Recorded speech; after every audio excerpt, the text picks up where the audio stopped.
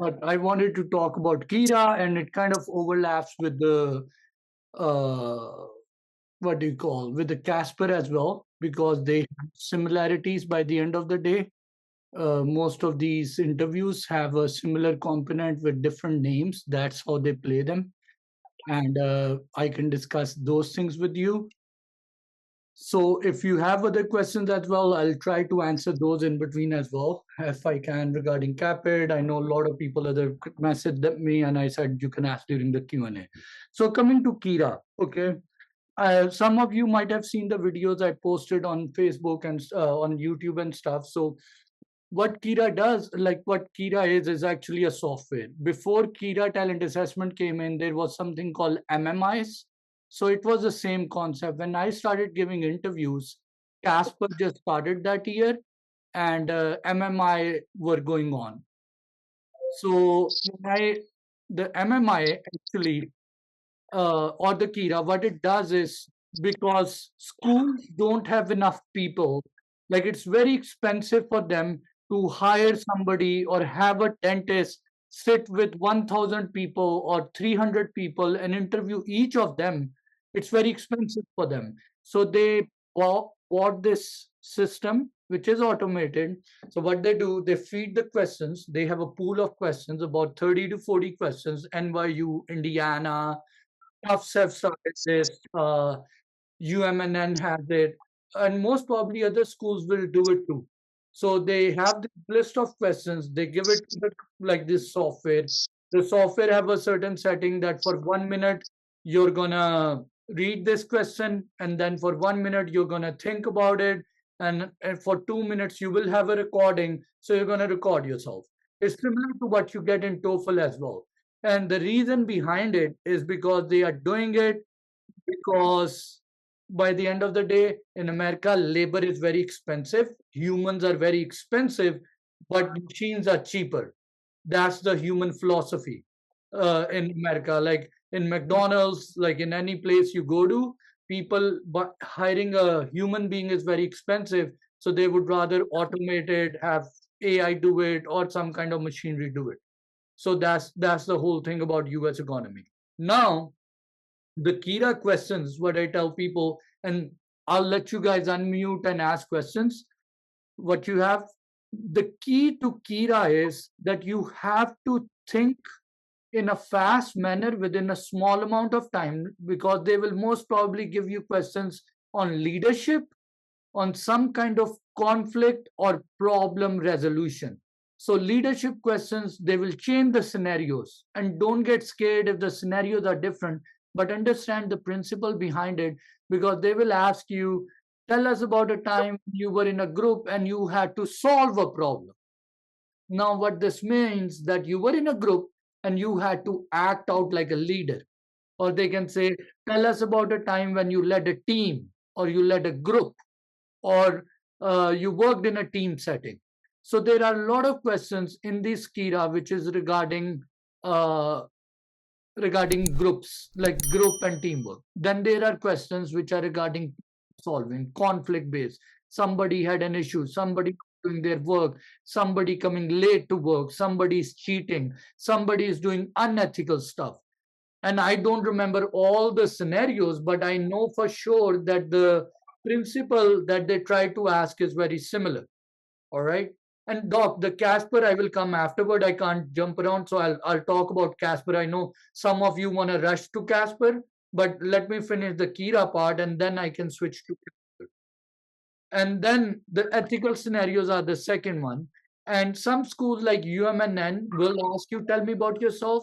But I suggest people that each and every one of you guys should prepare your tell me about yourself. I made a video on this on YouTube. If you haven't watched it, I can share it with you.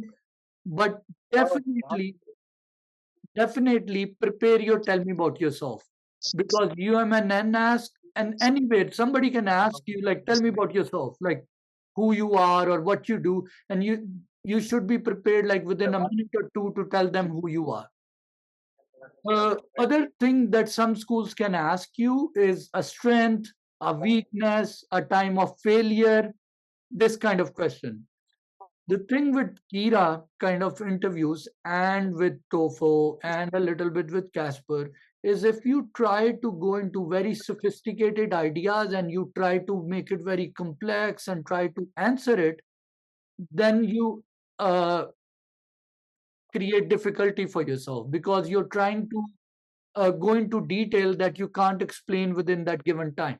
So one of the suggestions, if you're taking a Kira, is try to keep your answers simple, stay positive, look in the camera, and that should help you. Does that make sense, guys? Now, rather than me saying what I want to, you can unmute yourself and ask questions.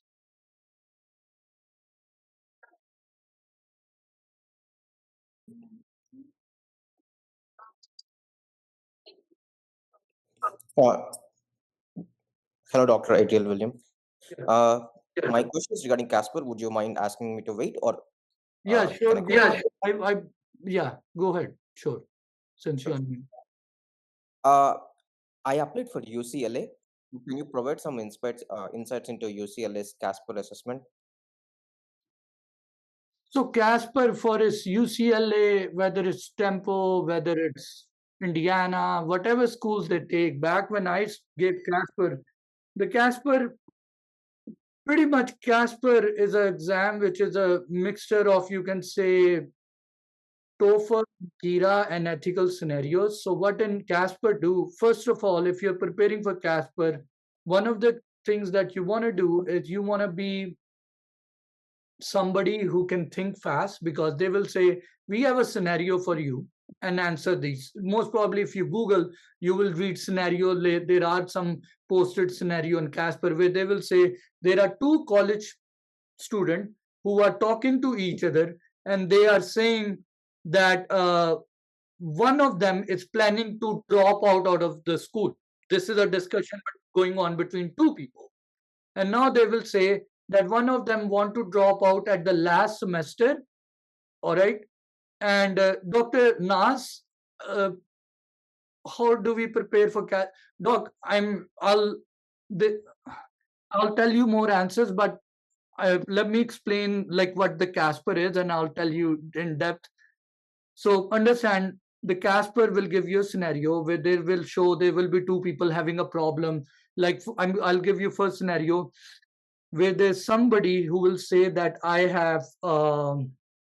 I'm dropping out of college last semester, and the other college person is trying to, or friend is trying to stop them.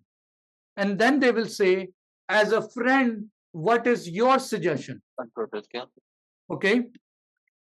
As a friend, what is your suggestion? And what they will say, you have 1 minute. What advice will you give to your friend? Dr. Sai, does that make sense? What I'm saying? Yeah, it does, Yep. Doctor. Okay. Yep. Okay. All right. So they will ask if one person is dropping out of school, the other friend is saying don't do it. You're the third friend. What will be your suggestion? And most probably, as a human being, you will say don't drop out. Okay. My suggestion from my experience, when you're giving Casper exam, remember never to jump to conclusion. Always start off. If you have a paper and pen for Casper, write this down. Always mention that I would like to gather more information and try to figure out both sides of the situation. Now, I'm going to switch the scenario where they will give you a scenario where one employee or a couple of employees saw the manager stealing something from the drawer or from the cupboard. And they are discussing that we are going to go and file a report to the police. What is your suggestion as an employee? So most probably the most sensible answer would be, I will say, yeah, let's go and go to the police. But in Casper, what they want to see is you think analytically, think holistically, never jump to conclusion. If you hear your brother, your spouse, your friend, your coworker is cheating, you jump to conclusions emotionally, right? What Casper wants to see, in my suggestion, is that you want to mention that I would like to gather more information from both sides of the party. I don't want to say like jump to conclusion, let's cut his head, let's give him to the police. let's throw stone at that person. So always start off by saying that in this kind of situation, I would like to know more information both from both sides. And then you can mention with the given situation, my advice would be to not to drop out of school, because overall it's a big loss. It's a big loss if you spend 3 years and education, money, and everything, and now you're saying I'm gonna leave. It's a big loss, right? So first you mentioned. The other thing I was gonna forget is always, always, always write this down, guys, if you have time. In Casper, gather information from both sides, and second thing is show empathy, especially men. Please remember this. You want to show in the answer that I will always show, like you want to tell that I will show concern or empathy towards a person, because that's something they are very looking in human beings. Like we can be very administrative and logical. Okay, problem happened, let's fix it, get the job done. But they want to see even before you solve, because they are, remember, you guys were dentists back home, and most of you are grown up except for a few people, but most of you are grown up, and you like to solve things. Like if problem happens, you will solve it. That's how your brain works. But they are not looking for dentists, they are looking for students. So in the student world, your job is not to solve problem. Your job is to figure out first the information, show empathy, and don't jump to conclusion. One of the biggest thing I felt when I came into the practice, like working, is that there you meet a patient, you hear their problem, you give them a diagnosis. The patient is coming to you for an answer. But in the dental school world, the other day I wrote this story, and everybody, like there were few people laughing, some people were angry at me when I said that schools, associate jobs, and your, I wrote girlfriend, I was going to say your in-laws, most of the time they are looking for a horse that can act like a donkey, so they follow rule. And the reason I'm saying this is because in dental schools, they want people who are very intelligent, but they act indecisive. By indecisive, I mean you're supposed to say, I will gather information, I will act empathic, empath, I will show empathy, and then I won't jump to conclusion, but I'll give suggestion. That's how they want a student to be. All right. And I hope, is this making sense, guys? I'm sorry, I need to get some feedback because I feel like I'm okay, good. All right. Now they will play the twist. Now where the twist comes. So you gather information, you be show empathy, all of this, you tell your friend, do not leave the school. It's not a good decision, right? Good job. But now they will say, but your friend's mother has a last stage cancer and they don't have any financial money, and your friend has to work to pay for the mother's treatment. Now, in this situation, logically, if somebody's mother is dying and they need money, yeah, maybe leaving school might be the better option, right? So 90% of the time in Casper, what they do is they give you a scenario, they give you a scenario, you give a suggestion, and then they will twist it. They will do it all the time. Like for example, if you say a manager was stealing and all the group said we're going to report it to the police, what's your suggestion? You'll say I will gather information, I won't jump to conclusion, I'll try to do this. In the next scenario they will say, what if your manager has a history of felony? Or they can twist it, or they can say, what if your manager was actually is actually the owner or actually the partner of the business or owns a part of it? Will you still report him for theft? Like they will make sure whatever information they gave you and the scenario they gave you, then they try to twist it, and then they will see how you would respond to that situation. Does that make sense to you guys? Yes, they don't give you all the situation firsthand. They will give you a limited amount of. Remember, somebody wrote down in the comment, why would they do this? Okay, first of all, doc, you need to understand this is an exam. They are trying to test your intelligence. If you haven't figured that out, This is an exam, kind of like they are trying to test how you figure out as a human being. In real life, if you have a dog or anything, pet, you come home and all your bed sheets are torn. Most of us humans will go and grab our pet and say, "Why did you do it?" But then you later figure out that it wasn't the dog, something else happened in the house. Some theft happened, right? That's so what they are trying to see. This is called critical thinking. If you haven't figured this out, what they are trying to do through Casper and through Kira and through ethical scenarios, they all belong to the family or the house of critical thinking, which I believe some of you might have and some of you might be developing. The thing is, you never jump to conclusion. They on purposely give you limited information. Like there was one scenario where they said, do listen to this one. This was interesting. They said one of your friend was part of the research in their school. You're also in the school, and they told you that they did a research with the faculty, and when the faculty published the paper, they did not write that person's name in the research, in the publication, and that person has spent hours of time, and that person is very angry now. She is angry because she worked hard, they did not write her name, and they published the paper. Now, as a friend, you will say, I will show empathy. I will ask her, like, in this kind of situation, gather more information. Don't be reactive. Don't act out of anger. Go and email your faculty and get a time and discuss with them, right? Because personally, they should have wrote down your name because if you worked in it, right? This makes all sense, all good.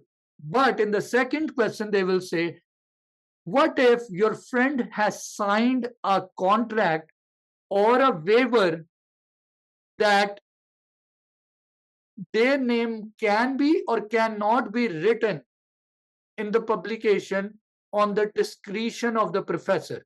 So when they signed their contract, job contract, they waived off this right to the faculty, to the professor, whether they write their name or not. Does this make sense? What happened? Guys, does this make sense what I just told you, this scenario? So they Yes. first the person comes like, oh, I'm the victim, something bad happened, and that goddamn old professor didn't write my name. And then they gave you the information that your friend was actually the one. When they signed up for the job, they gave the waiver of, they write off their right whether their name can be published or not, and it's totally dependent on the faculty, and this was part of the contract, and they signed it with the consent. Now, will your advice change to your friend or not? That was the second question. Now, the reason they did it is play the twist to see, can you think critically? It's just like I remember when I was younger, I'm just giving a random example. A friend comes to me and say, hey, the boys from the other class beat me up, and I was just eating my lunch and they came and beat me up. And most of the boys will say, yes, let's go and fight them. But later on, you figure out that your friend was the one who went and said something foolish to them or stupid to them, and that was the reason they beat him. All right. So your friend was actually the one who caused all the trouble, got a beating down, and involving you in it.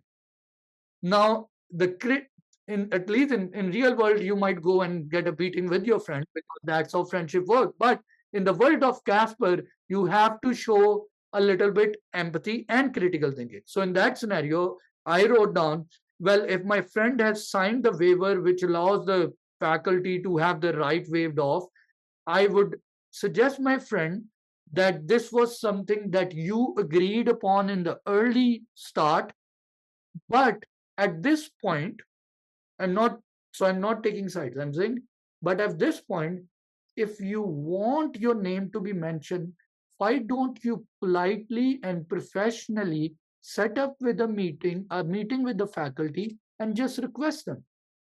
Just request. Just say, okay, I signed it. I wasn't sure, but at this point, can you please write my name? All right. So that was my logical answer.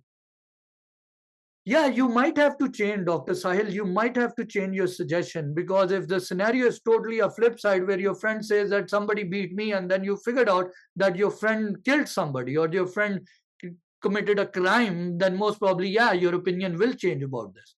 That's why I'm saying, Doc, even from first go, always mention that I would like to see on both sides of the coin. I use this term in my Casper that I am somebody who will look at the both side of the coin before making a harsh decision. I remember a student, I won't say what ethnicity or country he was coming from. I told him, if your employee, there was a Casper scenario, your employee was stealing, what will you do? He said, I'll go and punish him. I'm like, you can't go and whip people in US. It doesn't work that way. You have to go and collect information, talk to that person, and figure out whether they even committed the crime or not. And even if they did, you're supposed to go and tell the HR. You're nobody's boss or king up here. So, but the kind of like, that's what I'm trying to tell you. From start, feed your brain the understanding that you're not supposed to jump to conclusion. You're supposed to gather information. You're always supposed to show empathy. Remember, there's something called in psychology benefit of doubt. In law, they call it innocent until guilty proven, something like that. The point is, you're always supposed to look at both sides, and you always think that there is a reason for what is happening. Does that make sense? Yes, sir. Okay. The next point in this is, like, I remember, just continuing what I'm saying, the next scenario they did, as far as I remember, they said, well, okay, if your friend did this and then you suggested this, what if your friend is still committed or still very strong that she is going to go and complain to the dean or file an action lawsuit or something like that against the faculty who did not write their name in the research paper, but both of you guys are in the last semester of your graduation and you are taking a course from that faculty? What will you do now? Now, I would ask one of you guys to unmute and tell me, what would you do? Did you understand the question I just said? Could you repeat the question, please? So the research question, your friend waived off their right to research, right? Now, after that, did you understand the previous questions, the scenario, what's going on? Yep. Okay. Now, the last part they said, what the next part they said was that the last question was, what if your friend is very much strong, opinionated, that she's going to go and file a complaint to the dean regarding this faculty? Whether she signed the waiver or not, she feels like she was the one who's the victim. She's saying that I'm still going to go and file a complaint to the dean and the school administration, right? And along with this, both of you guys, your friend and you, are in the last semester of your graduation and you're taking a course from that faculty. What will be your suggestion? So first of all, I would understand my friend's situation and working hard in the research. Obviously, it makes sense for her to feel this way. But looking at the situation, I would definitely tell him or her to be careful next time. And this is a step where she or he needs to learn how to take things in the future. Okay, you're not understanding, Doc, but the first two questions were already regarding what you said. So in the first two questions, we already discussed that the person, you guys need to understand the scenarios in Casper's are one scenario and there are leading questions. So in the number one, we already figured out that the person's name wasn't mentioned. All right. The second, and we figured out that the person actually signed off a waiver themselves. Now, in the third scenario, they are now saying that now this person, after you discuss all of this, be careful next time, you signed it, I know it feels bad, but now after listening to all this and dealing with what you said, they are still saying that I'm going to go to the dean or to the whatever committee, ethic committee, and I'm going to file a complaint against that faculty. And on top of that, they are telling you that your friend and you are in the last semester of graduation, and that person is teaching you a course. Will your opinion change, or will you tell something to your friend differently? So I will try first to explain to the friend, and if I've already done that and she's still adamant on that, then I think that decision should be left on her. Um, Okay. and if she, yeah. Okay. All right. Yes, Okay, Doc, doctor. can I take a stab at it? Personally, what I would do is I would talk to my friend and explain them that the consequences of their actions and how it would look like. And this is how I would look at this is I'll provide my perspective to them, saying that how much would you gain by adding your name to this research, I guess, or what do you have to lose by adding this name? So trying to explain them the consequences, pros and cons, and then letting them make the decision would be my choice. Okay. All right. Dr. Aris? I will go ahead and tell her that I understand the situation and the way she feels, but she already signed up a way for the rights, and she can discuss that directly with the author of the publication. If she's still insisting in this scenario, I think I will let her decide what to do and not give another opinion, because she's strong-minded and she already know what she wants to do despite my recommendations.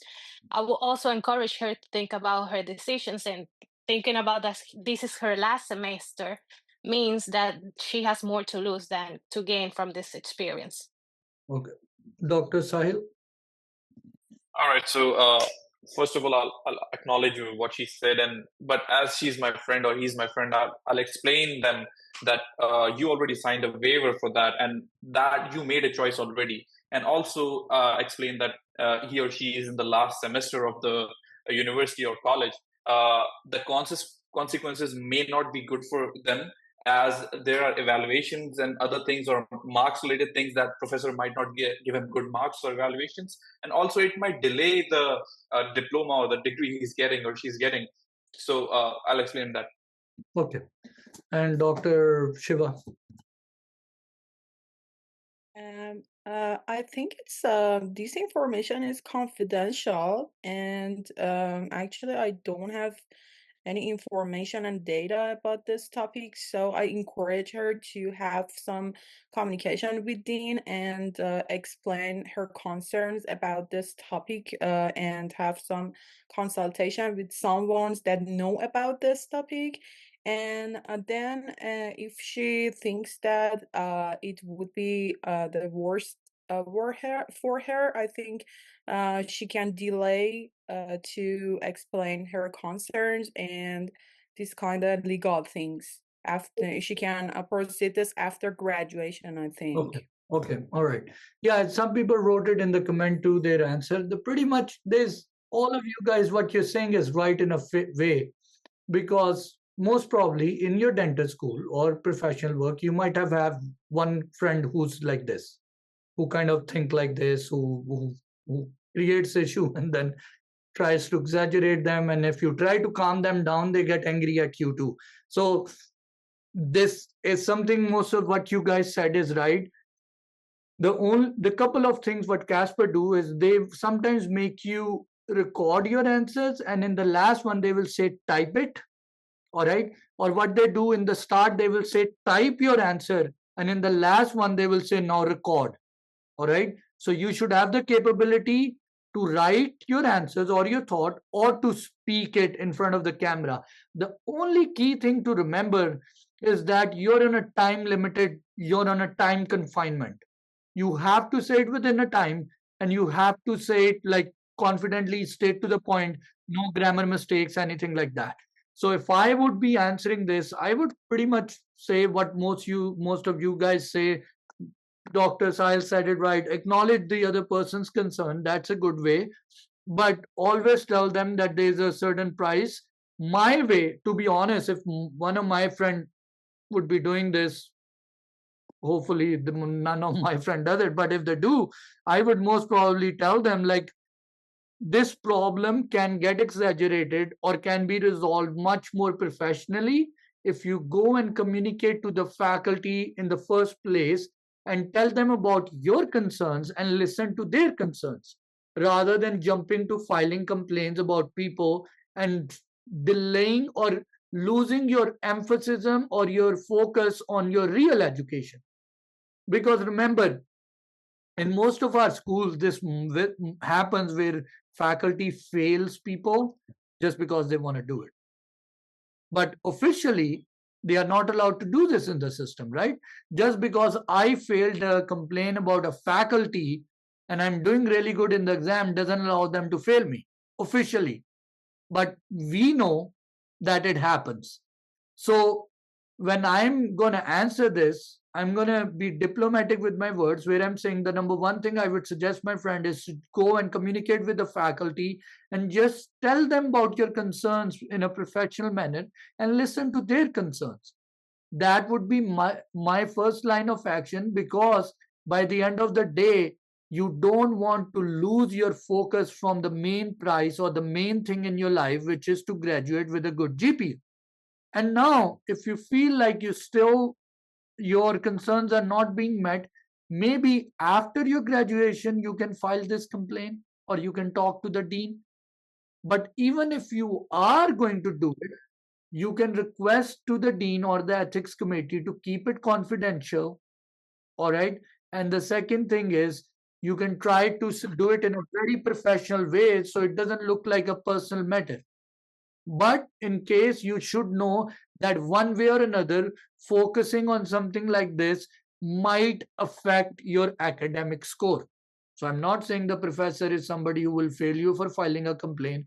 I'm just telling them, well, like diplomatically, that if you won't focus on the right things, then you might lose some grade from your main goal or your main graduation. Does this make sense? Yes, doctor. Okay, good. Okay. We have about 78 people. Okay.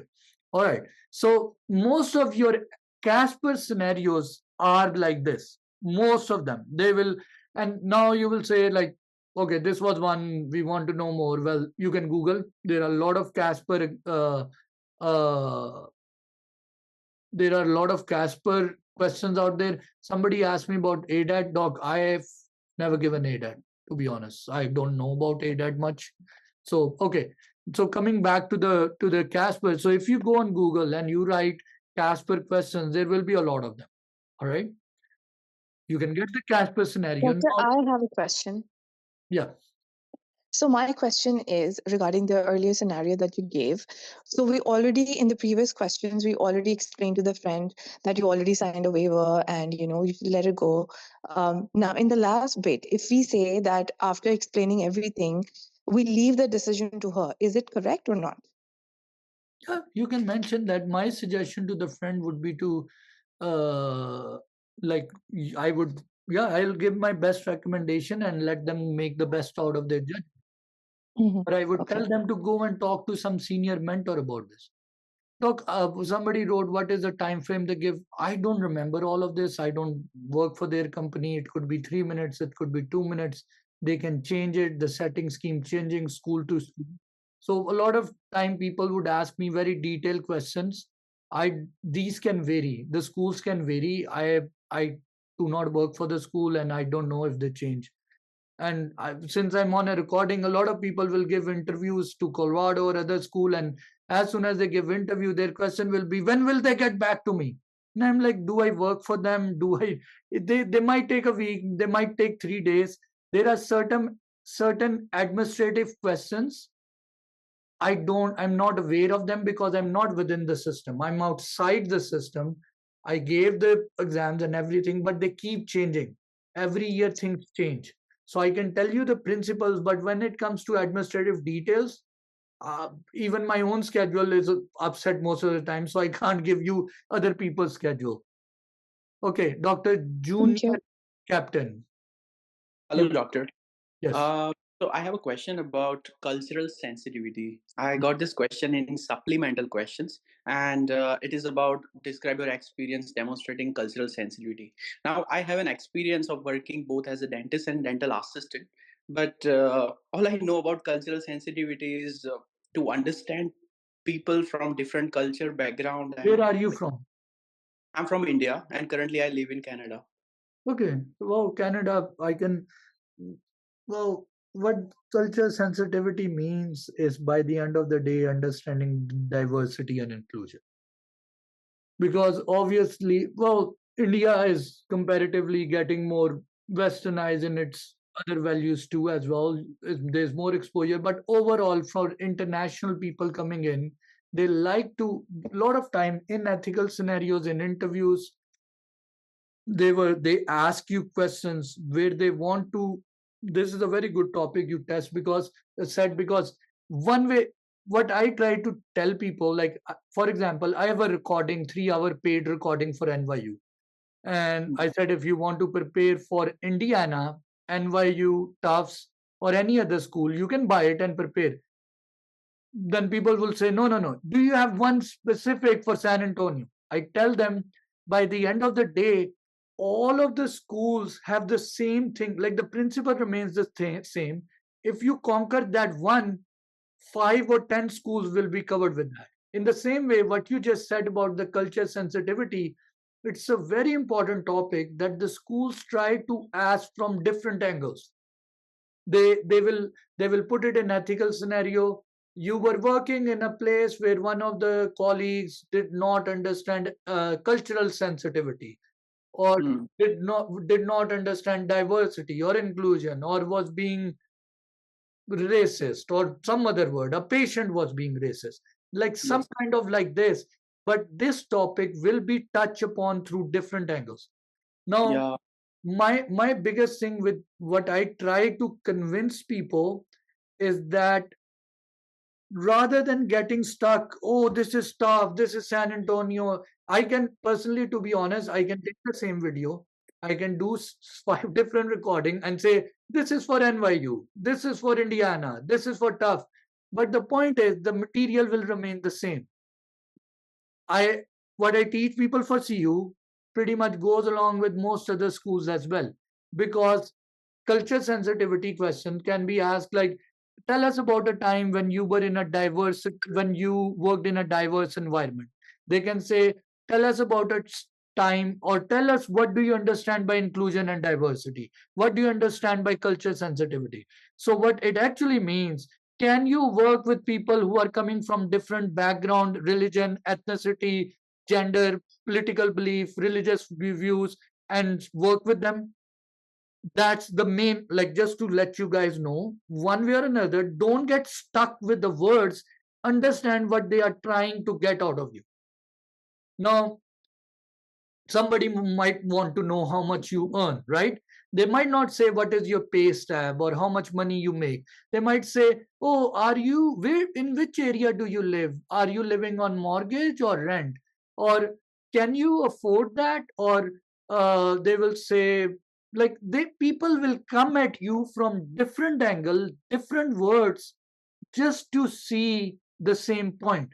And in my interview trainings, my recordings, what I try to tell people is, learn the subconscious language, what is going behind the scene. So they will say inclusion, diversity, blah, blah, blah. But what they are trying to see, these immigrant who are coming from other countries, that they are not very much aware of the culture. And even, for example, India has like so many languages. People have so much culture, different belief, ethnicities, worldviews. There will be people who will be very conservative and people who will be super liberal, right? So they don't know what's your belief. So they throw this question or scenario. And now, just to give you what the correct answer would look like, you can say I don't believe in diversity, I don't believe in inclusion, there's just two genders and I just believe in my own god and I don't care about anything, and most probably you won't get accepted after that. But uh, for the sake of interview, if you have to say it, I would always say, giving, somebody wrote this down, yes, giving personal examples. I tell in my videos, in my interview preps, make a statement, back it up with a story. If you, for you, Dr. Junior Captain, if you have to say, you can always mention that I've been blessed or I've been fortunate that I grew up in a very diverse town or area of India, where we have people who were coming from different religions. There were people who were immigrants, refugees, whatever in there. And then later on, moving to Canada, I've been working in a volunteer work where we have a lot of LGBT community or people who are coming from refugees from Afghanistan, or there are uh, people who are coming from persecuted religious minorities. Whatever example you have, or you work in a clinic which has a lot of LGBTQ plus community coming in there, or immigrants, or anything. So as long as you can incorporate some kind of diversity inclusion story in it, that really backs it up. Does that make sense, Doc? They Yeah, don't want people who are stuck in homogeneous world, like who has very strict homogeneous worldviews. Does that make sense? yeah, that makes sense. Thank you, doctor. But thanks for pointing that out, because that really answers. And please, please, please, if you're watching this video, understand, I get people like asking same, because I know you guys get stressed out. I get stressed out. Everybody gets stressed out. And then our brain takes one problem and it makes it into seven different beautiful problems. It just takes one problem and make it into seven different problems. That is how stress works. And then people will say, what if they ask this? What if they say this? And I'm like, dude, it's the same thing. Just conquer one answer and you will be able to shut them up in seven different ways. Like if you have one passport or one visa that gives you access to seven different places, that's the beauty of it. So if you conquer one story, it can fit into seven different scenarios, whether it's Kira, whether it's personal. And if you're watching this video, definitely have an answer for diversity, inclusion, cultural sensitivity, something like that. Now, somebody might have done a training in it in their volunteer work or in their work. Somebody like I work with a lot of refugees and immigrants. Or somebody is actually a religious minority from their own home country. If you're a Hindu person coming from Pakistan, you're a minority. Or if you're coming as a Muslim from India, right? If so, you can even use your own personal example. If somebody I had people who were homosexual from a different part of the world, and they were a minority themselves. So you can even use your own example in there. Does that make sense? Yeah, yes, doctor. Thanks. So somebody wrote, what is the time frame? I don't know about that part I mentioned. And Caapid application, can you submit a that score after you submitted? You would have to call Caapid to confirm that. Can we include personal experience in diversity? Definitely. Every answer. My way, the way I train people, and I'm giving you information that saves you a lot of money, is that you make a statement and you back it up with a personal story. Hey doc, I have a question. Do we give Casper only once and send it? No, every school wants their own Casper. They, some schools like to ask their own Casper, and these kind of questions, doc. Okay, you know what I was doing in the previous months, like I was getting burned out with a lot of WhatsApp messages and stuff, and I tried to figure out what I can do. And a lot of people suggested, or coaches that I pay, they told me you create a WhatsApp group, and what people do is some questions which are journalized, people can ask there, and then the senior people in the group can answer it. That way, I don't have to teach ABCD and how to make a sentence and then advanced English as well. So in residencies, like in surgery residencies, the PG3s are teaching the PG2 and PG2 is teaching the PG1. Most residencies work that way. So these kind of journal questions, when people message me and they might see I don't reply because I'm a jerk, but to be honest, I suggest them to ask in the group, because when you ask in the group, there are 7 other people who get the answer, right? It's kind of like other people get to know that too. So that's one thing I will definitely suggest and request you guys as well. Okay.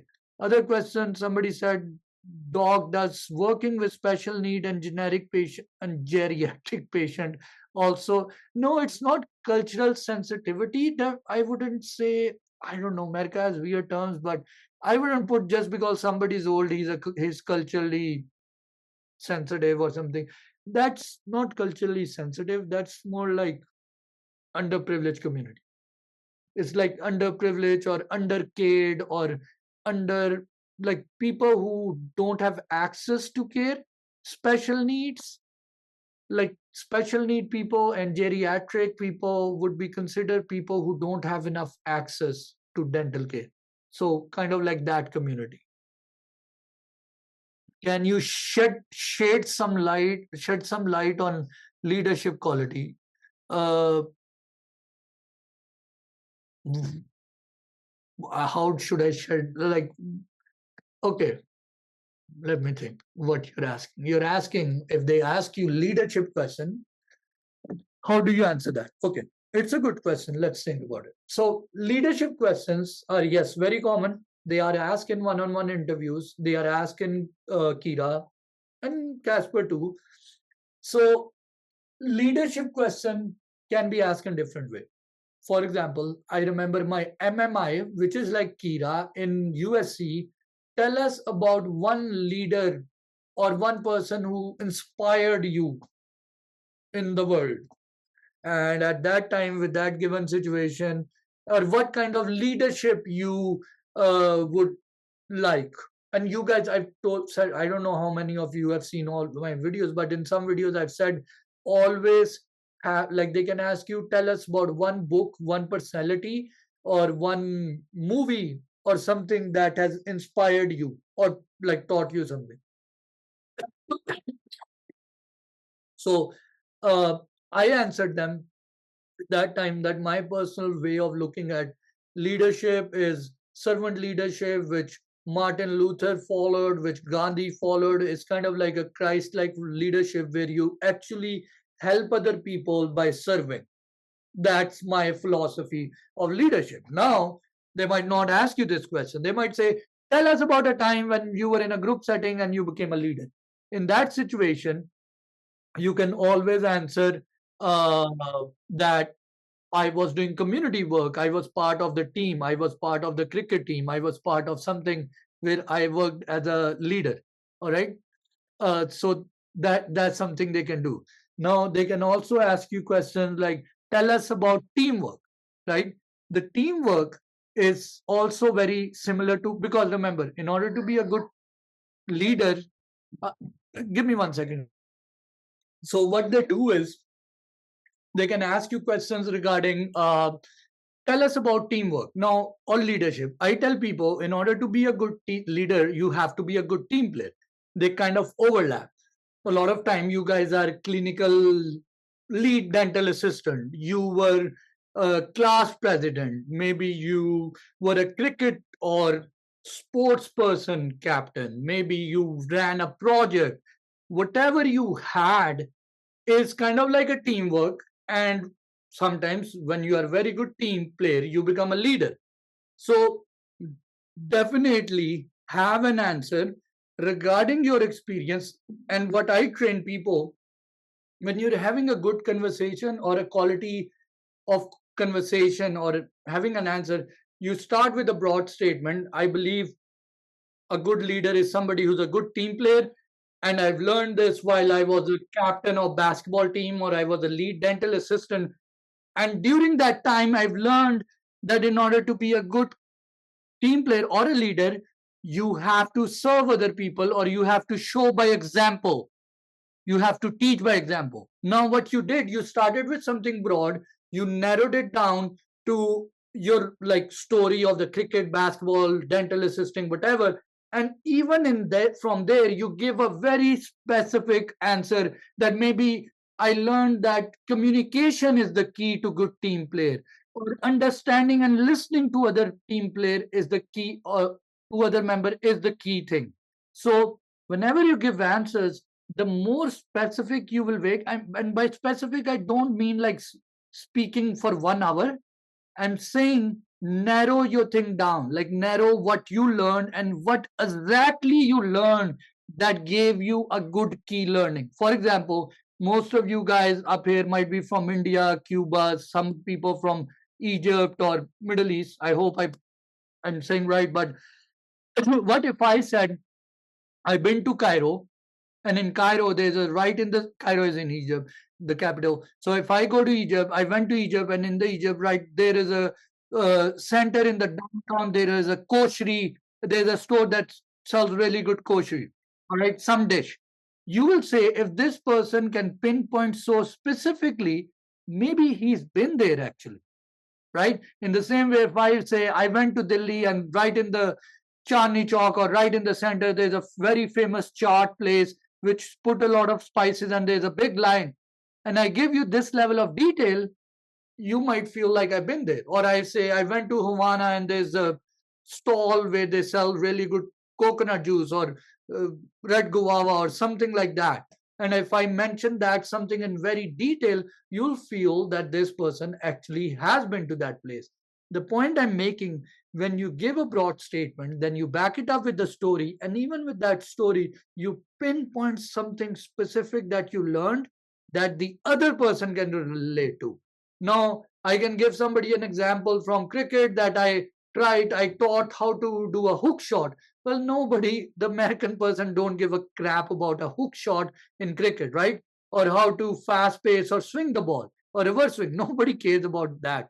So even when you're giving an example, say the key learning that you did, which is relatable to the other person. For example, dental assistants who work as a lead dental assistant, you learn that morning hurdle was important, communication, or learning technology, or being sensitive, culturally sensitive to the team is important. Does that make sense? Yeah. Okay, I hope it does, because I was not going to speak more about leadership now. Okay. Dr. Ziaul Rahman, okay, you said, please guide us. Where should we enter our dental conference we have attended as an attendee in the Caapid? I think in the resume you can. Yep. Mariam, you also wrote that. Thank you, Doc. Okay. Now, these kind of questions, WhatsApp is a very good resource. I know sometimes people don't reply, but yeah. Okay. In one of the videos, you mentioned in the end of the, do you have a question for us? Is it fine for us not to ask? That's actually very smart, Dr. Shaina. Thank you for asking that. Oh God, I wish I made a video to tell people. I don't know what obsession people have with that last question. I get more messages than anything else. Is that I have an interview. What question should I ask? And I'm like, don't ask something. It doesn't make it or break it. It's not like you will ask something and they will say, oh my God, this person won my heart. They changed my life forever. He or she should be in school. Nothing will happen if you say, no, doc, thank you for your time. I don't have any questions. Just quietly, respectfully say this and walk out, because somebody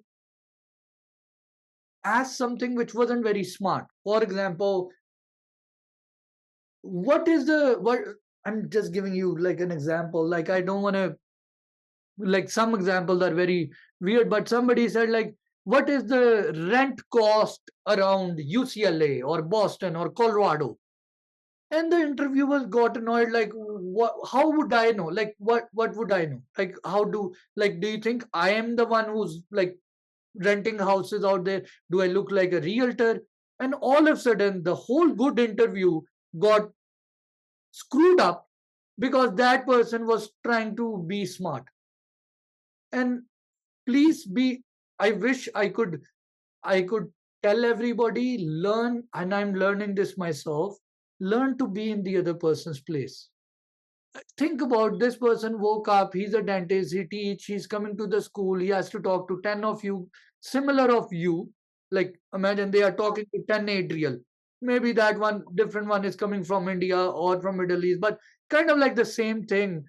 And now you all of a sudden, if you want to help them, like if you make sure whatever you're saying is at the same level where they are sitting, and don't try to, like, just keep it simple. Don't try to be very intelligent or smart or ask questions like some people would like to ask, like a school how, like again, I don't want to give an example that were very, but they will ask questions which doesn't make sense and it can annoy other people. Don't do it. Don't do it. And don't ask questions that you read off Google, or like, what is the student to patient ratio? Well, if they say it's one faculty to 10 students, which is not a very good one. Usually the ideal is one faculty is looking over four. In Colorado, it was 6 to 1. But even if they say it's 1 to 10, what will you do? You will won't go to that school. You will say no. I reject your school because I don't go to schools which don't have good patient. You don't have the options. Beggars can't be choosers. They know that. You know that. So don't ask questions that gonna annoy them. And if you I say, if and imagine if you go on a, I don't know, you guys don't deal with that much right now, but over time, some of you guys might see a lot of salesmen calling you, salespeople calling. And one of the most annoying thing I hate about salespeople is they create fake conversations. Like I would say I'm from Pakistan, and they will say, "Oh yeah, I've heard a lot about Afghanistan." And I'm like, dude, it's like a different country. If you don't know about it, why don't you just shut up? Like, don't say, like, you just killed your own buzz by acting smart.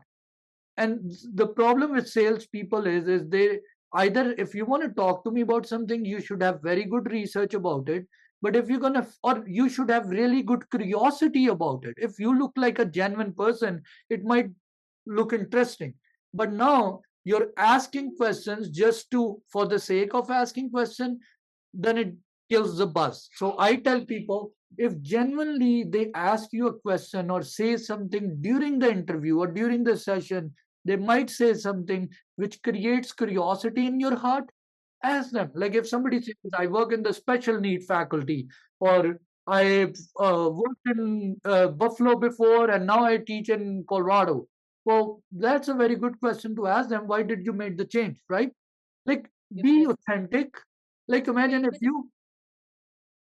you go on a, just hoping most of you people are young comparatively, or who got married or went on a date for the first time, and the other person is asking you questions which are not relatable, you'll see that you can't connect with that person. Interviews are all about creating a genuine connection with people. That's how subconsciously work. That's how our human brain work. A lot of people who reach out to me, who are willing to pay for my services, they say, we watch your video and we feel like what you're saying, we can connect to it. And I can understand. That's the kind of people I go to. The courses, the C courses I take, I try to go to, like, teachers or faculty that I can connect to. They are making sense.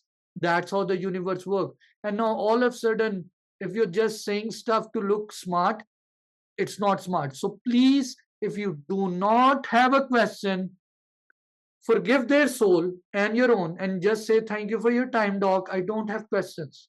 Trust me, your result of the interview will remain the same what it was before.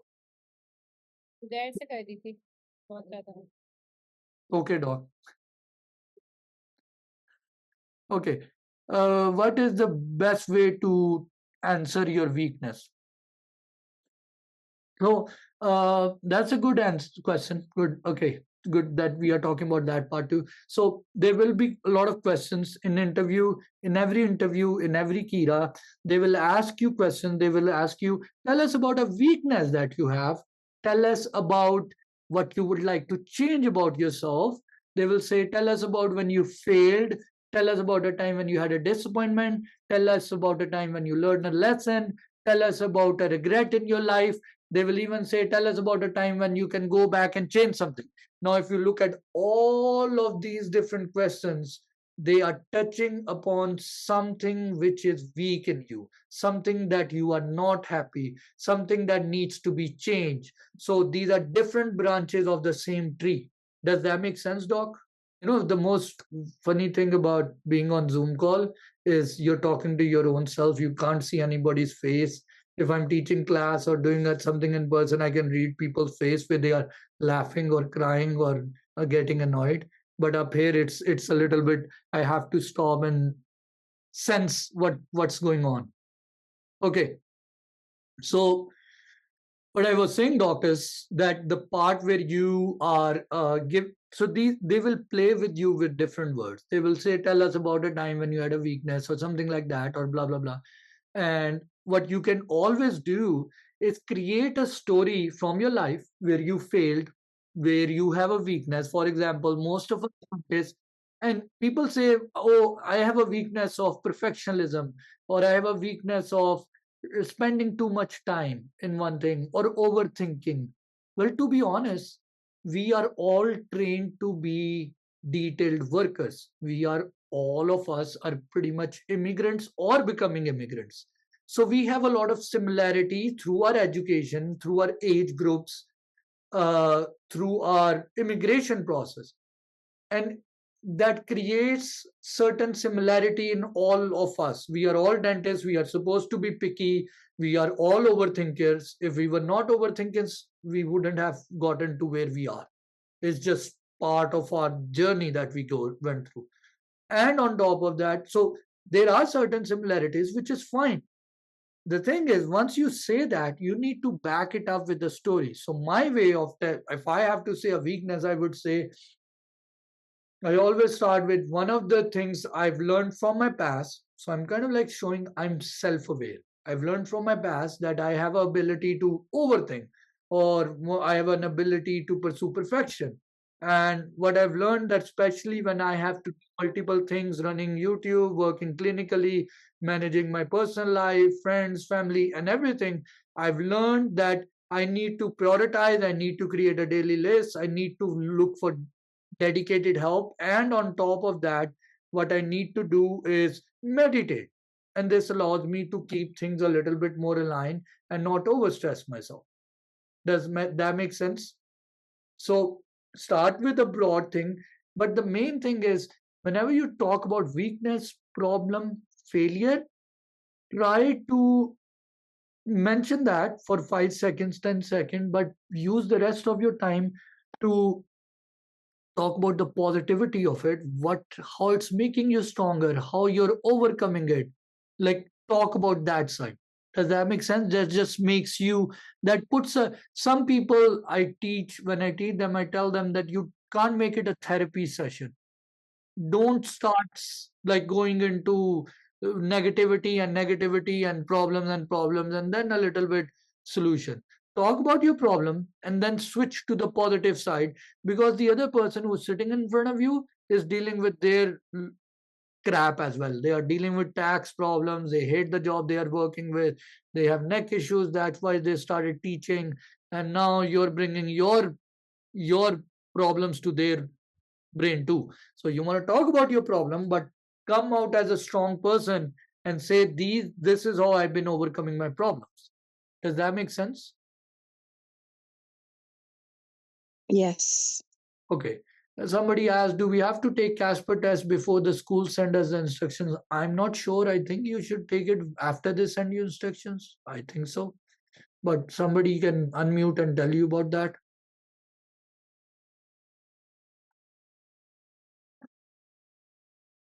So somebody asked, why did you choose to do this, master, if we do not have any special? Well, to be honest, most of us, I did a master's in health administration because I'm saying it on recording, I needed an F1 visa. I could have gone into MBA. And to be honest, you do MPH, MHA, MBA, whatever, blah, blah, they are pretty much the same thing by the end of the day. They Hello, Doc. I have one question over here. So, as I am going through this journey or the struggling part, so I was also thinking to take some courses from community college because I don't want to waste my time. And if I do not get interviewed this year, so I will take admission in hygiene. So, we can go out of the track, or I mean, as you just. Doc, what are you talking about? Interview, or are you talking about me right now? Like just asking me right? No, I'm talking about myself, like for the dental interview, as we are like working for this cycle. So if I do not get any, I do not get. Wait, Doc, wait. Right. No, understand the fact that in order to give you some suggestion, I would like to know what you have done before. I can't just like what's your like. Oh, remember, doing a master's can help you. It's like a car. If you say I get a new tire on my car, will it make my car expensive? Well, I don't know how many miles it has. How's the engine? How's the other thing? How's your TOEFL? So you would have to elaborate the other part of it. Then I can tell. Now, like masters, you might do a very good masters, but if your TOEFL is 96, well, most probably you should focus on TOEFL first. So what's your overall profile? Okay, so basically, I was a dentist in Pakistan, a general dentist working as a general dentist in government hospital. Then came over here in 2019. Didn't know like I can work as a dental assistant, so I started working as a pharmacy technician. Worked as pharmacy technician for 2 years. Then got to know like I can work as a dental assistant, so I started working as dental assistant, and now applied in this school. How many years did you practice in Pakistan? Almost like 8 years. You know, you can get a hygiene. What visa are you on? I am a citizen right now. You know, you can get a. And where do you live? I can get what? Where do you live? Which state? I am living in New Jersey, and I cannot practice hygiene without having without going into a school. You know, you can go to Florida and get your license, hygiene license from there. Now you might say, Yes. no, I'm not going to move there, right? You're not going to move. You can't go. You must have family. What I tell people is understand one thing they don't understand, which I wouldn't understand at previous years of my life.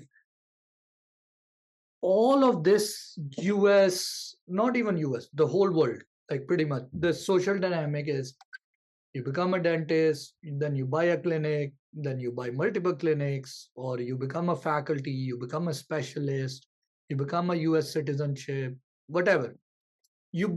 I tell people, I post this on my Instagram story. Some of you guys understood, some didn't. We are nobody, like by the end of the day, after a certain phase, you are buying privileges to get access.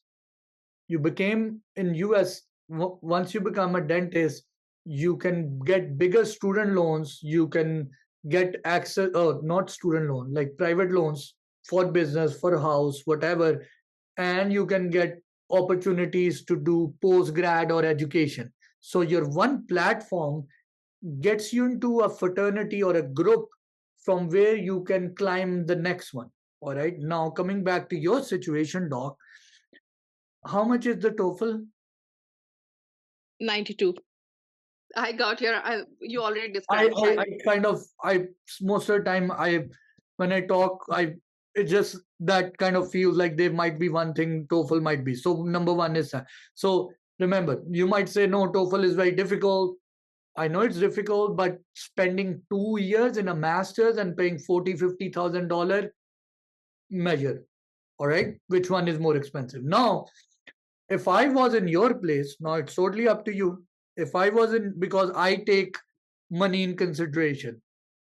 If I was your in place, I would go to Florida and just get my license, hygiene license. Now, you're not going to live in Florida. You don't plan to move. But even getting the license from there, and if you have the opportunity, your family is like you can, I would might go like once a month and go hygiene work there and come back. Even if you can't do it, it's fine. But what will happen, because you have the hygiene license from Florida, even if you apply to good dental assisting job, you apply to schools for a master's, for a preceptorship at Rutgers, you apply to dental schools at Caapid, you have an extra privilege of having a license. Remember, dental assistant is a dental assistant, but having a hygiene license, being licensed to give anesthesia and being licensed to do hygiene is a privilege. Even though most of us don't live in Florida, but I hope, like the numbers I heard, you make about $30 to $35 per hour, which is not bad. I hope so. That's the number people told me. On top of that, having that license tells other licensed person that they are group of an exclusive party. It just makes you at a higher level than the dental assistant. And right now, I've been telling all the people to do it because what happened, laws are changing. Some Ohio, I'm still researching on this. Ohio is saying if you worked as a 5 year in Florida as a hygienist, we will give you license in Ohio. Now, also the Arizona. yeah, there might be places. So with the now you can always doing a master's is a privilege too. I did it. It's fine, but it's 2 year. It's a lot of money. It's a lot of commitment. And in 2 years, I would have been like, if I do it right now, I would be 36. And then if I go to school, that's like, okay, everything's getting delayed. Time, because one thing I want to tell people, money you can recover, but when you come to dentistry, you have to go in at a certain time. And one, I'm telling you, most of the people might not understand me, hate me for saying this. In US, the rule in dentistry is as soon as you can buy 10 houses, you quit. You quit dentistry. You become part-time, you do it at your own ease, because it will take the life out of you if you work full-time for 20 years. Dentistry in US is not like Pakistan, it's not like India, it's not like Europe, it's not like Serbia or Cuba. It's a freaking drill. Like you go in and your bones get cracked. Like you start to feel it. So you also have to consider, I want to try to get in soon, so I buy my freedom and get out as soon as I can, because I want to enjoy time with my family. I want to travel world. I want to eat. I want to relax too. So, and I don't, it's not like if I'm 50 years old, I can't do DDS. No, you can do it. You should do it. Only thing is you should know the whole system. Don't be naive, because in Pakistan, the problem I feel in India, Pakistan, I'm not sure about uh, Cuba or Hispanic countries the same way. And forgive me if I'm going to hurt people's feeling, but I have to do it. We come from Indo-Pakistan culture is very much based over casteism. When I was in Pakistan, my father, when I grew up, I got to learn just to get a doctor next to his name. He went to Germany, did a PhD, lived there for 13 years. Germans told, this was post World War II era. Germans told him that you have to learn German and then do your thesis. And he did it all of this because he wanted a doctor next to his name, which is fine for his generation from the time he's coming from. But now I realize that when he did it, he was just trying to upgrade his social name as a caste, like you're upgrading your caste, becoming a dental surgeon, oral surgeon, becoming a journal, becoming a judge. These in these countries, you get these names because you're raising your status, you're raising your identity. In Pakistan, wherever I go, I will say I'm Dr.Adriel, Dr.Adriel. In US, I'm Adriel William DDS. That's all I am. As soon as I walk out of my clinic, nobody gives a crap if I'm an oral surgeon, I'm a DDS, I'm a periodontist. People, all they see is what you drive. Because the US system hated the Europe system.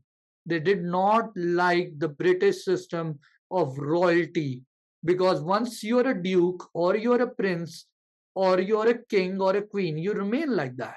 In India, Pakistan, we follow the British system. Once you're a doctor, you're the doctor of the whole village. You might be a veterinarian doctor, but you're a doctor, right? In US, Nobody cares. Going into health field, going into medical, going into DDS is just a way to make more money than the next door MBA. So you retire with a more million and live a more comfortable life. This is the actual truth about US dentistry. I'm sorry to break somebody's heart, but I've learned this after somewhat of a misery, that in back home we are like, no, I want to become a doctor and change people's life. The best way to change people's life in US is make a lot of money and then do whatever you want to do and like save people's life through that. All right. So just, I know, so some people might understand and some people might be like, he's going crazy. But I'm telling you this because eventually when you will find out, it's just, it's kind of like a shock, a cultural shock. Okay. All right. That's reality. So yeah, Thank you. I would go find easier route on yourself. They work smart. US is about try. There are times when you have to work your neck off or whatever. You have to work very hard, and I've done it. But then there are certain times when you have to sit down and say, okay, this is a chess. I have to think smart. I can't work like a bull. As immigrants, we love to do this, but US system is made in a way people who understand the system, they make more money or they get more things in less time than us because they know it's smarter. Otherwise immigrants can work longer hours, physically work more, get sick less, whine less, so they are very good labor workers. But when it comes to thinking smart, that's where we lack. Okay, sorry for the long bhashan of mine. Okay. Doctor, I have a question. Yes, doc. So I'm a dentist from Pakistan, and over there I had a very limited clinical experience. I was associated with teaching.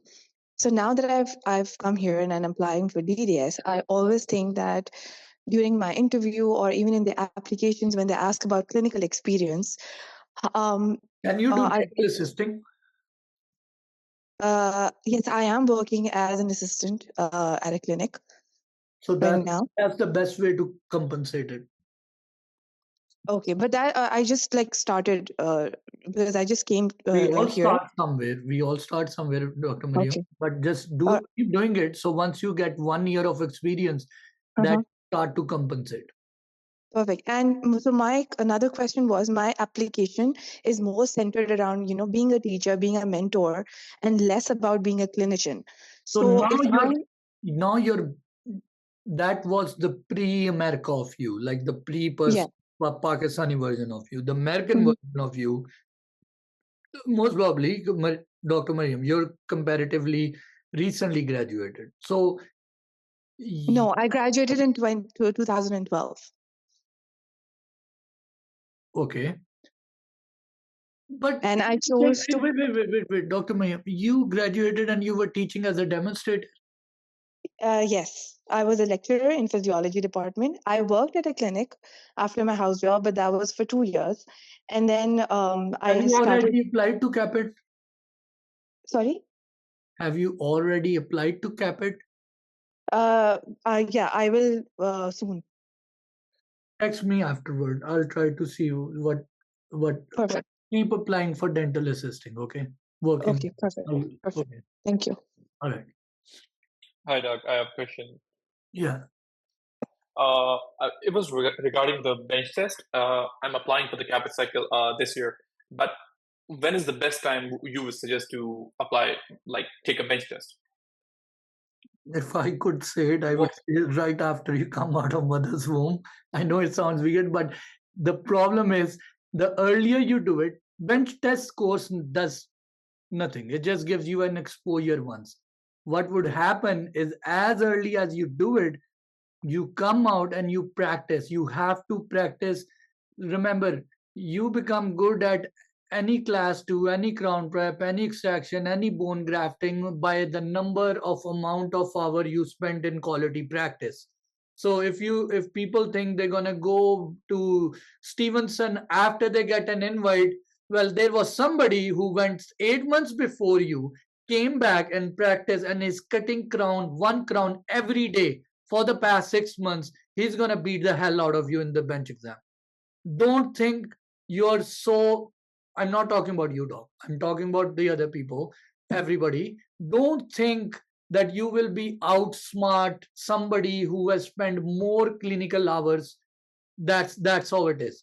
It's just I've tried to be very smart with words and everything, but I've learned one thing: when it comes to muscle memory, you can't Google practice. You have to do it. You have to spend those hours, and the earlier you do it, the more you practice at home, the better it is. So All if right. it was you or anybody else, I would say as soon as your pocket allows you, do it. Do it as early as possible. All right, doctor. Hi, Thank Doc. you so much. I have a question. Yes. Can you hear me, doctor? Yeah. There is an interview question. Describe a time when you broke a rule. Or I want to ask, all these questions are similar. Remember, describe a time when you did a mistake in dentistry, or you failed in You have to be dentistry. very careful when they say break a rule. Okay. For the answer, to break a rule, I have an answer. Is this correct? That I was doing an extraction patient at a clinic when I was practicing back in India, and the roots were divergent, so it took me some time, and extraction was done, patient was sent back, but after a few days the patient came back with the pain, dry socket. So I realized that I would have given him a follow-up appointment for the healing. So is that I broke a I'm rule, not or sure if that's breaking a rule.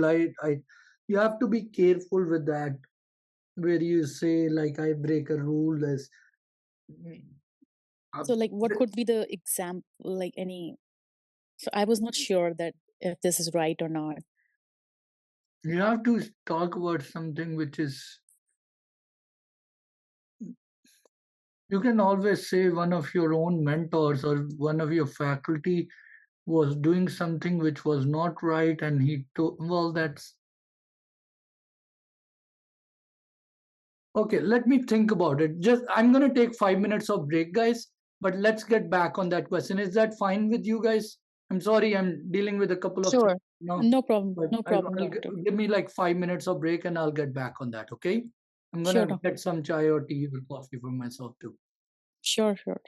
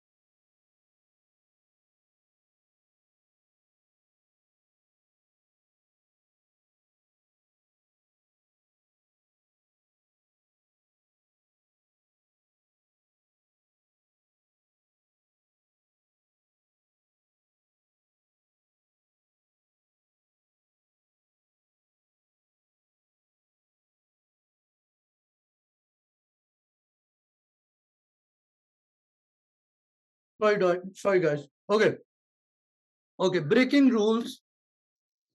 Now, that's a tricky one. I need to put on my creativity hat.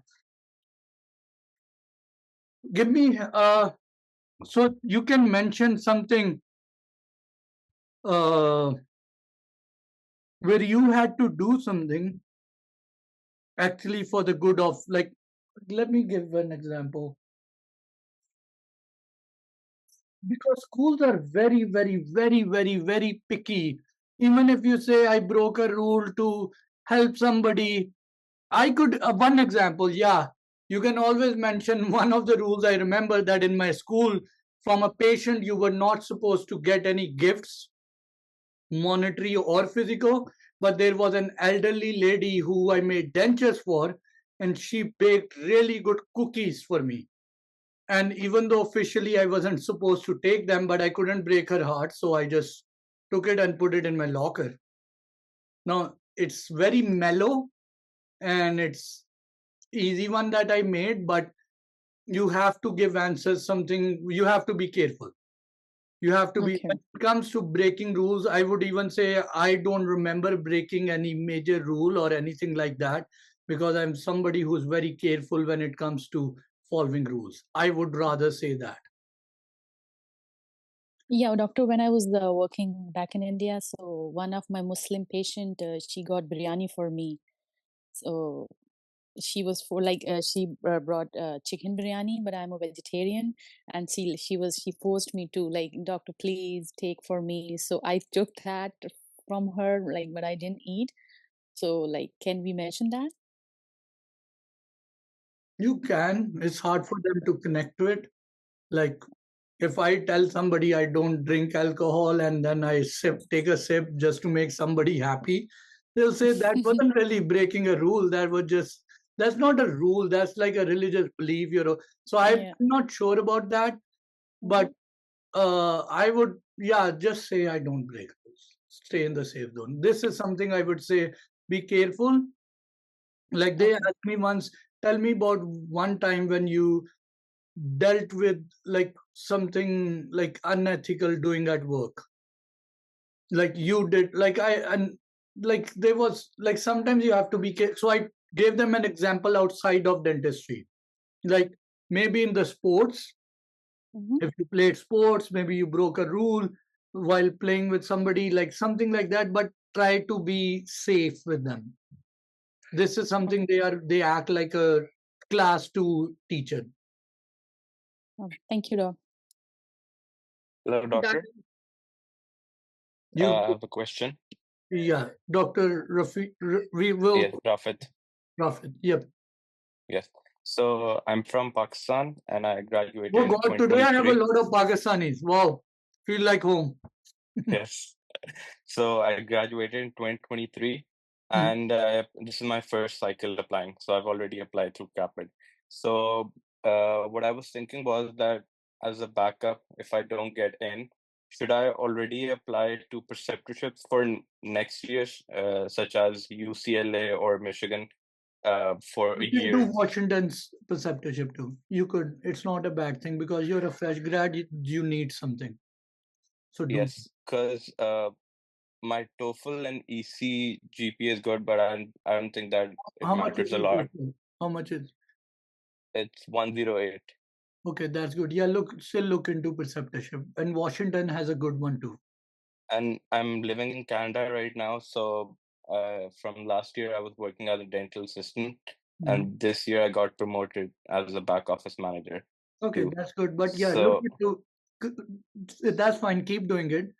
But yes, remember one thing, all of the people who are doing administrative work too, in your application, they give priority to people who worked as a dental assistant rather than a manager.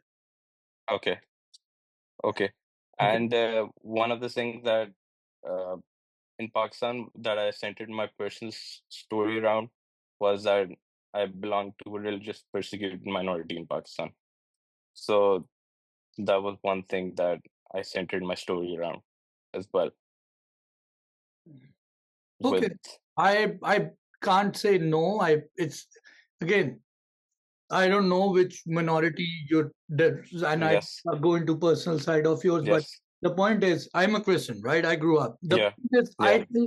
I get a lot of people from who are from dealing with Ukrainian war. A lot of people, Middle East, who have seen war. A lot of women who have dealt with issues, domestic violence. It's fine. You can say whatever you want to, but Yeah. focus on the positive aspect, what you learn through that. Don't make it a sob story. Like Yeah. I just I tell people, like, yeah, there might be religious minority persecution in Pakistan for Christian. There is, but the point is, I personally been blessed with positive things, and it made me into a positive person. That's all. Yeah. The brown person in US, as a woman, as whatever you want to say, it's fine. But the point is, your story should make other people feel good about life rather than acting like a victim. That's my only suggestion. Does Yes. that make sense? Yes.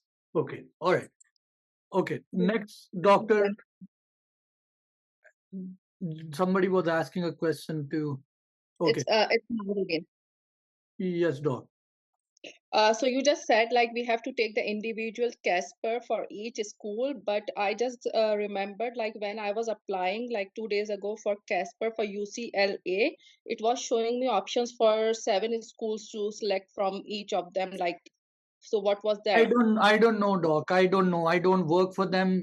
You're asking me questions like I work for them. To be honest, I given my Casper about 4 or 5 years ago. So this is something I would let other people answer that too. That what ask Casper, call schools, call some like what I don't. As far as I remember, each school wants it separately. If somebody has an answer to this, they can unmute and ask. If somebody has an answer, they can unmute and answer this question. Yes, doctor. I have one. There's one ethical question that I always have trouble with. No, It's doc, the wait. She asked me a question regarding Casper. oh, I'm saying if somebody I knows, know about the information for Casper.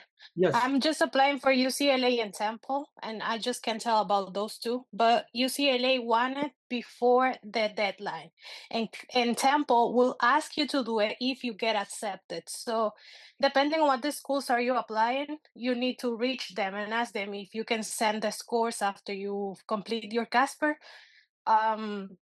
before they request it or not.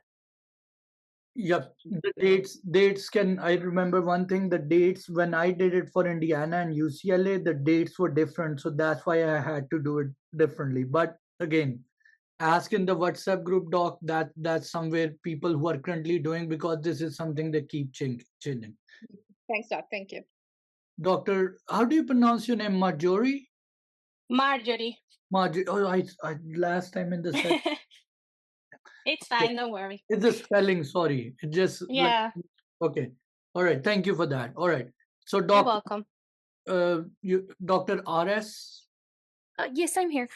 Yes. What's up? My question was, there's one ethical question I always struggle to answer. It goes about, what do you do if two faculty give you a different perspective on a case? Okay. What do you Okay. who do you Okay. listen First of to? all, okay. First of all, this is not an ethical question. Just let you know. Ethical question is not an ethical question. It's more like a school. How much do you understand the American schooling system, dental school? So in dental school, I made a video. Like, I would encourage all of you guys that, and I'm kind of like pushing my own YouTube channel too, but I have to. A lot of these questions I've gone into detail and made videos, and I know uh, it doesn't pop up on your YouTube, but I made a video on this, and you will find so many other answers like these, where I told people is that they are in dental schools. When we become a student, we don't have a license, right? But we are working in a human mouth. And in US, working inside a human mouth is a very big legal liability. in Pakistan, even the quacks are doing it, even the barbers are doing it, even the doctors are doing it, even the technicians were doing it. So everybody can go into work into anybody's mouth. Not an issue, nothing legally going against them. But in US, it is. So by US system, when you're working as a dental assistant, those students are working under the license of that professor, whoever's covering you at that given time. They are not working under the license of University of Colorado or University of Buffalo or University of Illinois, Chicago. They are working under the license of that specific person who's hired by that university. So the rule of thumb is whatever the clinical judgment or whatever that person will decide, you will have to do it. Because if something goes south, if a legal issue happen, if a board complaint happen, you know who will go to defend it? Not you, but that faculty himself. Do you understand what I just said? Yes, perfectly. Thank you. So now, if ever they ask you these questions, is ethical scenarios have multiple answers. You don't have to like yes, like right and wrong, and like you can go anyway. With this question, it's not democracy. It's full on dictatorship.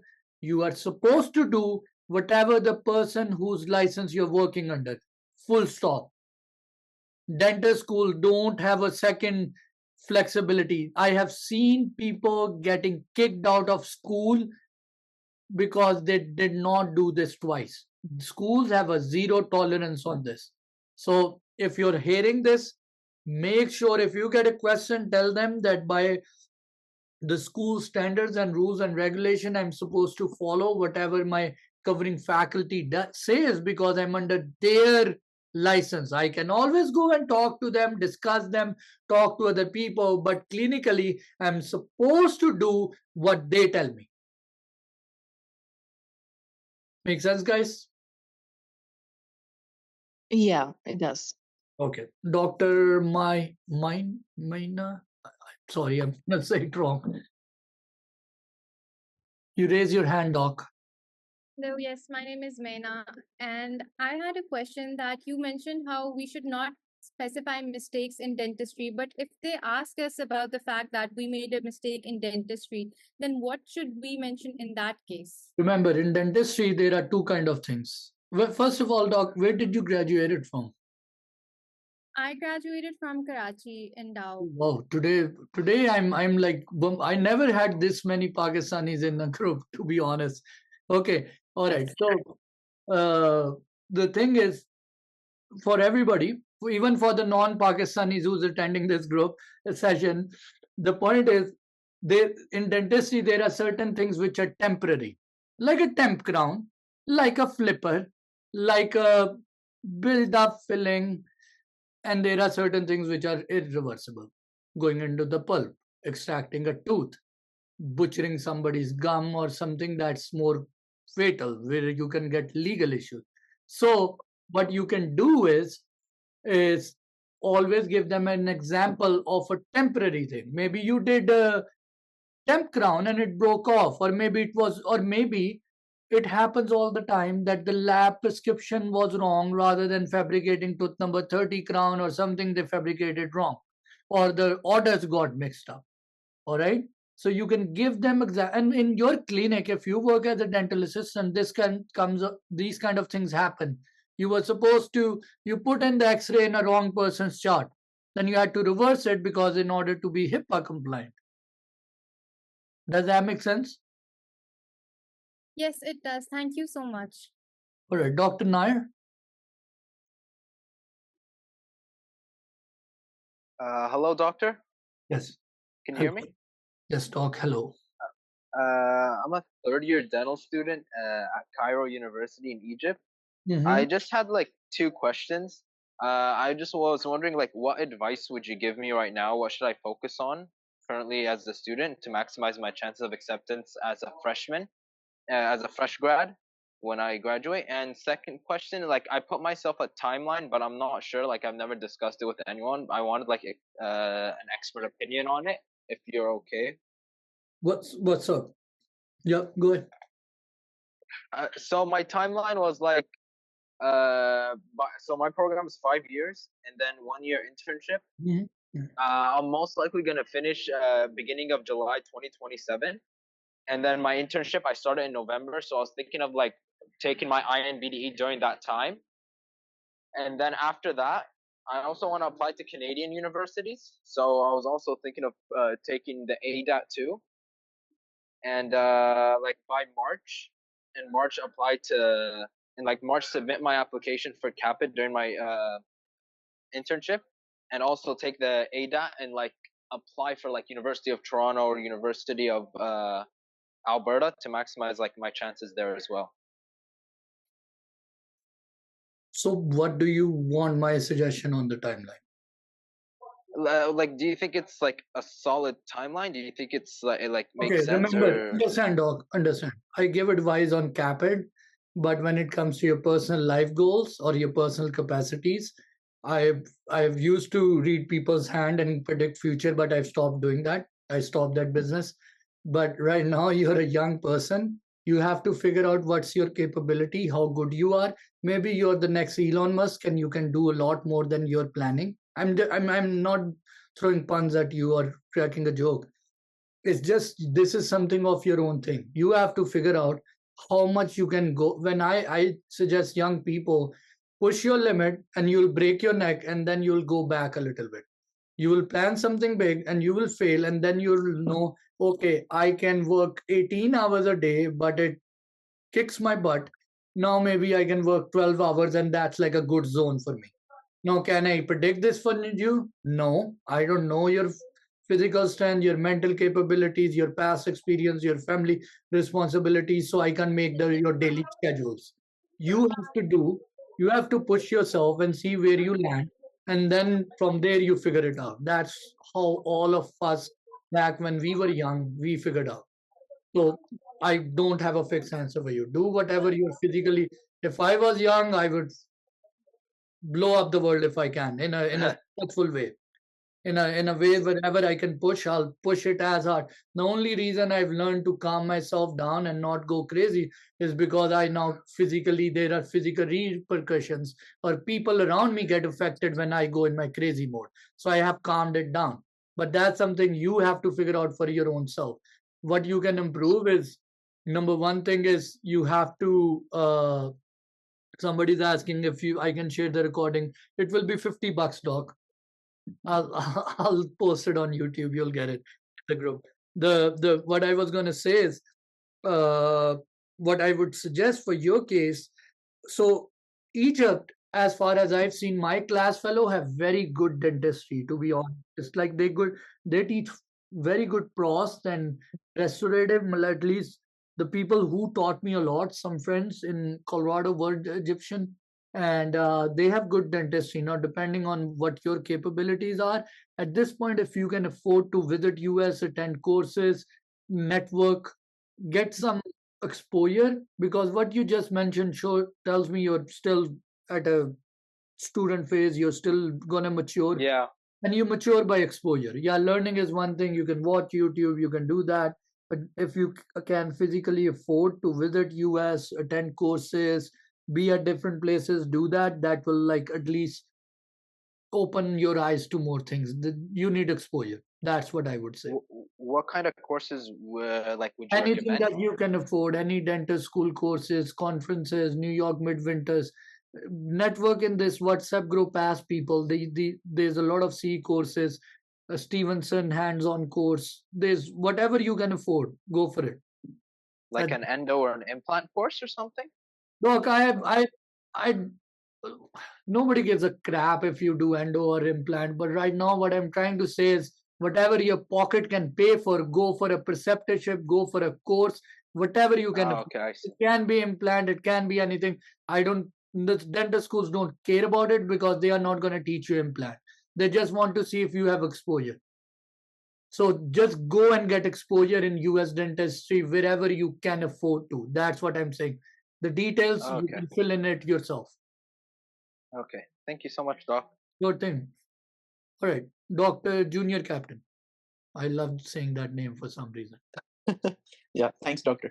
So my question is again about this error in clinical practice. So it was what I remember is when back in my dental school, it was a pediatric department where I failed to manage the behavior of that child, and it was an extraction appointment, and I pierced the needle little more ahead, and because of that, uh, I wasn't able to anesthetize her properly. So later on, she cried a lot. It was like very What worse were you doing? experience. What were you doing? I was about to do an extraction of her deciduous tooth for a child, and she was crying very much, and I didn't even manage her behavior properly. I just went there, and it was my first ever extraction, so I wasn't sure how should I approach it. All I learned from book, and I just went there, and I was trying to do it, but then I made some error while inserting that needle, so I wasn't able to So anesthetize her properly. what's the question? I don't do pediatric dentistry, but what's the question? The question is about this. In interview, they ask about what clinical error you made or any So I don't unethical. know if you just heard what I just said. Try to find a temporary procedure that did not Yep. work well. Maybe you took an impression for a flipper and it did not turn out. You don't have to make it a horrific therapy story where you traumatize a kid and the kid you were not able to treat well. That's a little bit traumatic because they will say if this Yeah. was happening, you should have a faculty takeover. American standards about treating a kid are very different as compared to third world countries. Don't try to make things a therapy session. I'm saying, not just saying it to you, to everybody. Keep it simple. You did a temp crown, wasn't right, broke off. A built out came out. The lab prescription. Just make people's life easy and yours too. But rather than telling them that the kid kept crying and I opened up the pulp and you were dealing with this whole mess yourself. In US DDS, all you freaking get to do as a DDS in the school is place sealant on kids because they don't want to traumatize kids through dentistry. The dental residents gets to do it. So again, I just have a difficult time when the general dentists try to give fancy things to dental school, like a lot of big implant things. They don't care. They're not gonna make you do it. They can't relate to it. In DDS, you're doing class twos, you're doing some prophies and perio exams, and you're doing a couple of RPDs, and that's it. So you're doing pretty much that's it. So keep their life easy. Talk about temporary crowns. Talk about flipper. Give them an answer. What they are looking for is not how much high tech clinician you are. They are looking for what you learned out of it as a student. Does that make sense? Yeah. Yes, that makes sense. So I'm not picking on you. I'm telling everybody stay away from. I have doctors who have big oral surgeons, and they give big examples, but that doesn't really give them. All they care is you being a student. That's it. Don't try to be a big dentist for them. Okay. Thanks, doctor. Okay, give me 1 second, guys. I'll be back. 1 second. I'm multitasking right now, so we'll be back. Yes, Dr. Darshana, if I'm saying it right. Sorry if I'm not. Hello, sir. How are you? Yeah, it's Dr. Darshana. Yeah, what's up? Yeah, I'm good. How are you? So, sir, I just graduated in 2023. I am from the Pakistan, Karachi, belongs to Interior Sindh. Mm-hmm. So, yeah, I graduated in 2023. After that, I have 1 year of house job, which ended in October 2024. Mm-hmm. So, like after that, I am working on the INBD and the visa process, all these stuff. So, I just need a little bit guidance, like doing as I'm a fresh graduate, going for the INBD is the good option, or like going for the masters is the good option. Like Those are two I just different have things, Doc. You need to, you're at a very early phase where you need to get better understanding. There are a lot of videos I made. INBD is nothing but just an entry level exam to put your, like in the Caapid process. Masters is totally different. and INBD, they are not comparable. They don't have anything to do. They are not just because somebody's INBD and somebody's master, it has nothing to do with this thing. So I think, so I'll send you, like, there's some basic videos on Caapid, like how to build your profile. You need to understand what INBD's job is and what master's job is. They serve two different purposes. INBD Got it, is sir. a basic requirement to apply to a dental school. Master is a luxury. If you do it, it will make you look pretty, but it's not a necessity. Does that make sense what I said, Doc? Got it. If you want to do a master's, you can. Nobody's stopping you. But obviously, there's a money and time commitment. Some people do it for their visas, but you figure out what you have to do. But INBD is the necessity to apply to a dental school. It's not a choice that if I do a master's, I don't need to do INBD. No, yes, sir. I know. Make sense? Yes, sir. Got it. Okay. All right, Doc. Dr. Sapna? Yes, doctor. Yeah. Yeah, I have a question about TOEFL. How important it is to get TOEFL like above 100, and does it compensate for?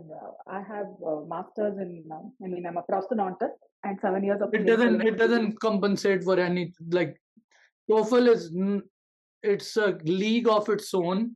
It's a category of its own. And right now, most doctors will get rejections because they don't have good TOEFL.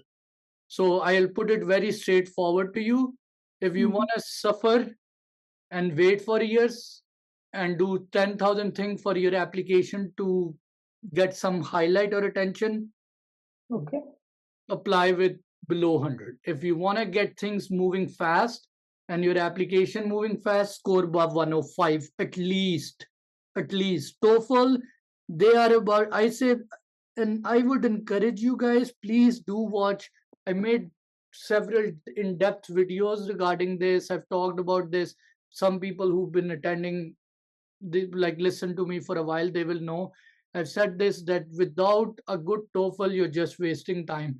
There are people who get accepted, but some of them are Hispanics, Ukrainians, Chinese, people who are not coming from Indo-Pak or like British colony areas. On average, most people who are applying are Indian, are female. And they're, on average, 2 years ago, Colorado took people with an average of 105 TOEFL. And having masters, yeah, is fine. But if you don't have good TOEFL, they are 1,700 people are applying. They need a reason to filter people out. When you have a bad TOEFL, it just makes their life easy to put you on a side. Now, you might say, I have a master's from India. Point is, they validate Americans like things which are in America. TOEFL and INBD are American things. Your specialty is something you did outside of US. They like it, but it's not something that compensates for your American exams. So somebody might not have an MDS, but have a far better TOEFL score, will get more attention to their profile as compared to somebody who's different. Make sense? Yes, doctor. Thank you so much. Thank you. That was very clear. Hi, doctor. I have a question. Just talk. Yes, doc. So the question regarding the mistakes that we had been discussing, I will make it short and quick. Can I mention, because I don't remember any mistake that I did as a clinician in Pakistan, because it's been a long time for me when I graduated. But I remember one mistake that I did recently as a dental assistant, where I was milling a crown, like making a Emax crown, and I put it in the wrong setting. Like I selected the setting for zirconia while I was doing Emax, and patient was. And did you have to redo it? Yeah, I had to redo it. Yeah, that's fine. Again, doc, I'm not gonna go into everybody's detail, but what I'm saying, these are reversible mistakes. Whether you did it dental assisting, whether you did it while dentist, whatever hygienist, it's fine. What I'm giving as a principle is, yeah, just find something which is reversible, doesn't cause harm to the patient. It's not a legal lawsuit. It's not like somebody swallowed your crown. I know people who had that mistake when somebody swallowed a crown. Yeah, that's a big one. No, don't give such. So what you're saying is totally fine. Just give something which is reversible, and that's fine. Whether Okay. it's dental assistant, hygienist, dentist, specialist, Okay. anyone. Thank you so much, Doc. That makes it clear. I just wanted to make sure that if the mistake as a dental assistant is fine in that question. And also, when I'm answering this question, should I also tell like how did I like cope up with my mistake and what did I learn Doc, from? I've said it earlier that whenever you tell about something negative, something problematic, something difficult, use it as a 5% and 95. I've said it. I'm saying it again. Please, everybody who's listening to this, please write this down. Kindly know this. Remember this. If you're telling about a weakness, a problem, a failure, a bad thing, focus on it 5% and use the rest 95%. What you learned out of it, create it into something positive, because the other person who's listening to you has his own crap too. If you tell them something positive that came out of your problem, people feel good about you, and they feel good about the whole conversation. So not just a mistake in dentistry, but in your weakness, any answer, doctors, just whenever you tell a problem, focus more on the positive aspect, how you learned, what you learned out of it, how you fixed it. That's the most important thing about you. All right, doctor. Thank you so much. That makes so much sense. Thank you so much. Sure. Right. Somebody was raising hand, or okay. All right. Any other question, guys? Regarding interview questions, anything? In the comment there was a prep course last time I practiced in 2022. In the question where they asked when was the last time you had a hands-on clinical experience, I don't think I feel, Dr. Harsimran, I feel like hands-on clinical work is patient's mouth. So that's my belief. I hope this makes sense to other people too. Like you can ask, but I just feel when they say hands-on clinical, that means like working in a patient's mouth. All right. Any other questions you have, Dr. Arti, Dr. Rutvi? You guys have any question? No, doc. Okay. All right. No, doc. How prepare for TOEFL? There's a video I made on about 3 channels I used back in the days. Noteful was one of them on YouTube that really helped. You can ask in WhatsApp groups people who are currently preparing, what resources, Facebook group, and through this video, like I get a lot of message on Kira preparation. So I want to tell, if you're watching this or later on recording, for Kira preparation, there are different line of actions I've created. One is the free ethical videos that you can see on the YouTube. After that, there is a paid record session that I've did for 3 hours, in which I go through most frequently asked NYU questions, and I have a list of questions from Tufts, UMNN, NYU, Indiana, and they are all overlapping. So you can buy that for 150 if you want to. If people who want to do one-on-one person session, that's a little bit more expensive. You can do that if you want to, but I also have a couple of people up here right now. They are doing the fellowship with me, where I kind of work with your whole application from start to bottom. By bottom, I mean from start till you get accepted. I work with you throughout that application, except for physical bench exam. I help you with the writing part, with interview preps, all of these kind of things. If you're interested that, you can also text me later on. But other question you guys have? Any questions before we leave the call? You're more than welcome. I'm sorry. Thank you so much for today's session. Sure thing. I've been running around. I've just taking care of something, so I was kind of like a little late. But any questions? More than happy before we stop the recording. Okay. All right, guys. All right. I wish you all the best, and hopefully I'll try to do another session next month, and we'll talk to you more. Okay. Take care.